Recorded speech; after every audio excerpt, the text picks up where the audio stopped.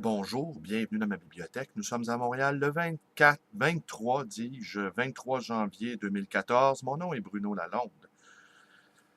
Parfois, j'entends des drôles de choses à ma librairie. Hier, un de mes bons amis, qui est prof d'université en philo et qui est également un excellent écrivain, vraiment. Et je peux l'admettre ici, on se pique des idées, lui et moi. Il m'est arrivé de retrouver quelques commentaires, quelques phrases, ou enfin quelques réflexions transformées, évidemment, dans un de ses textes. Et il m'arrive également de lui chaparder quelques lignes ici et là. Vous le savez, les écrivains sont des voleurs. Même les écrivains amateurs comme moi. Parce que moi, je suis un écrivain amateur. Mais j'aurais vraiment passé toute ma vie à faire tout en amateur. Vivre en amateur. Voilà ce qu'on va écrire sur ma pierre tombale. Il a vécu en amateur et il est mort en professionnel. Du danger de l'improvisation, hein? Bon, je me demande des fois si je fais pas des vidéos juste pour me surprendre moi-même de toutes les bêtises qui peuvent sortir de ma bouche devant ce petit œil cyclopéen qui enregistre chacune de mes phrases et qui ne réagit jamais à rien. On peut tout lui présenter à cette webcam. De l'horreur sans nom à la puérilité sans nom. Alors donc, cet ami-là, il est également un astrologue amateur. Imaginez, un prof de philo, astrologue amateur, ce qui ne lui enlève aucune considération. J'aime les gens qui sont capables de faire preuve d'imagination, de créativité, dans des domaines où on ne les croirait pas capables d'une telle chose. Et il y croit tellement à l'astrologie, donc il a fait ma carte du ciel il y a quelques années, et puis son regard a changé sur moi. Il m'a expliqué qui j'étais. Bon, je peux vous dire deux, trois petites choses là-dessus, parce que je veux pas vous dévoiler ainsi ma carte du ciel, n'est-ce pas? Bon, d'accord. Je peux vous dire deux choses là-dessus. J'ai euh, j'ai l'amour en bélier. Ça veut dire que je serais impulsif et que je serais la proie parfois de passions soudaines qui retombent. Bon. J'ai l'ascendant en scorpion. Je suis taureau, ascendant scorpion. Comme Sigmund Freud, n'est-ce pas? C'est-à-dire que je suis capable de grande intuition et de deviner les motifs cachés des actions des gens. Je serais capable de ça. Et j'ai l'intelligence, le mercure, en gémeaux. Ah, mais là, j'en dirai pas davantage pour aujourd'hui. Alors donc, il est arrivé avec ma carte du ciel et il m'a dit, tout à fait épaté par ma configuration astrologique, j'en suis ressorti grandi à ses yeux, que j'avais le genre d'intelligence, et là je cite, des types capables de faire des montages financiers à Wall Street. Qu'avec une telle carte du ciel, j'aurais dû prendre l'autobus et devenir un cambis à Wall Street. C'est intéressant.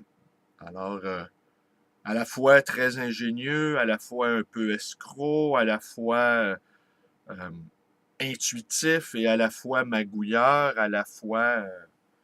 Mais il y a 2 jours, il est venu à ma librairie me dire, et c'est encore une autre chose qui m'a étonné, que moi, je faisais une vraie job, un vrai travail. Puis là, moi, je me suis récrié. Je dis, voyons, toi, t'es quand même prof d'université, c'est pas rien. Puis en plus, t'as quand même des bonnes conditions salariales, et puis c'est utile à la société, là, prof de philo et tout et tout. Bref, non, c'est du niaisage, mon affaire. Et là, de me décrire les conditions d'enseignement, la valeur des diplômes, euh, et que moi, j'étais vraiment dans la réalité, que lui, il était dans les limbes, finalement. Il avait l'air bien sincère. Il m'a dit aussi, puisque il suit mes mouvements astrologiques, parfois quand il rentre dans ma librairie, je lui dis « Hé, et puis comment je vais astrologiquement? » Alors là, il m'explique qu'il y a un trigone en Saturne ou une opposition en Pluton qui commence à me créer des soucis. Et là, semble-t-il, j'aurais une opposition en Scorpion et que je me dois d'être extrêmement prudent, surtout avec les détails administratifs, que je ne dois rien laisser au hasard et que c'est possible même qu'au terme de ce passage du Scorpion, la quadrature du Scorpion, je ne sais trop, dans ma configuration astrologique, il est possible que j'ai à subir un coup de vieux. Qu'au terme de cette épreuve initiatique assez redoutable, j'en ressorte avec encore moins de cheveux sur le coco et sans doute une vitalité.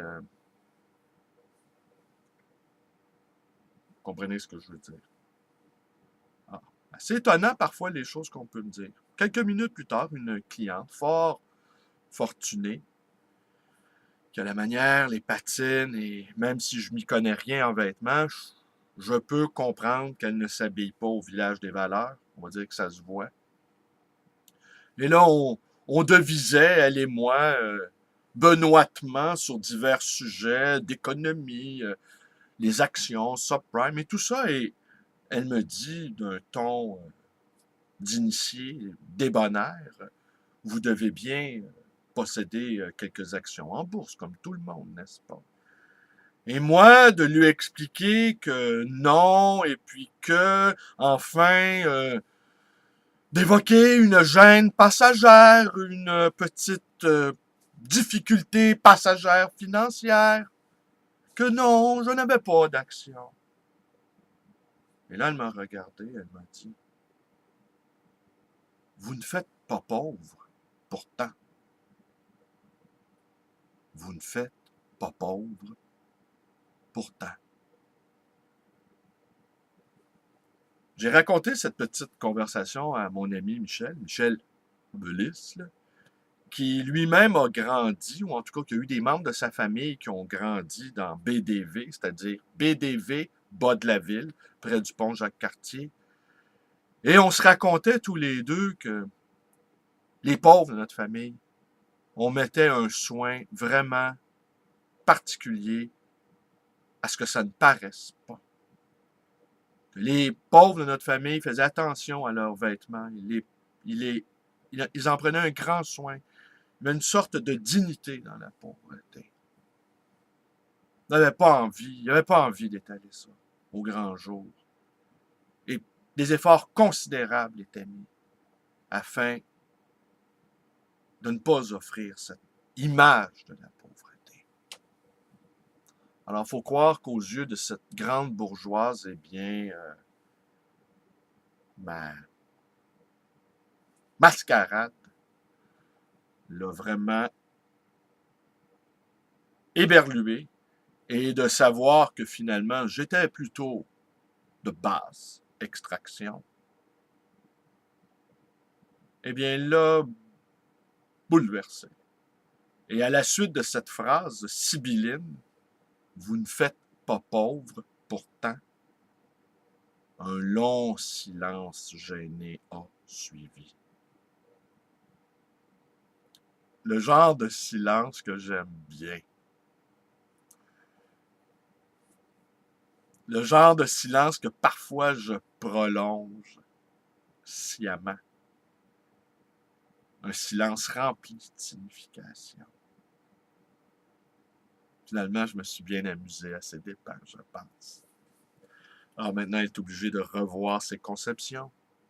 Puis, elle pourra penser, finalement, il n'est pas comme tout le monde. Il ne possède pas d'action. Je vous remercie d'être avec moi. Portez-vous bien. Vous connaissez la suite et patati et patata. Bonne journée.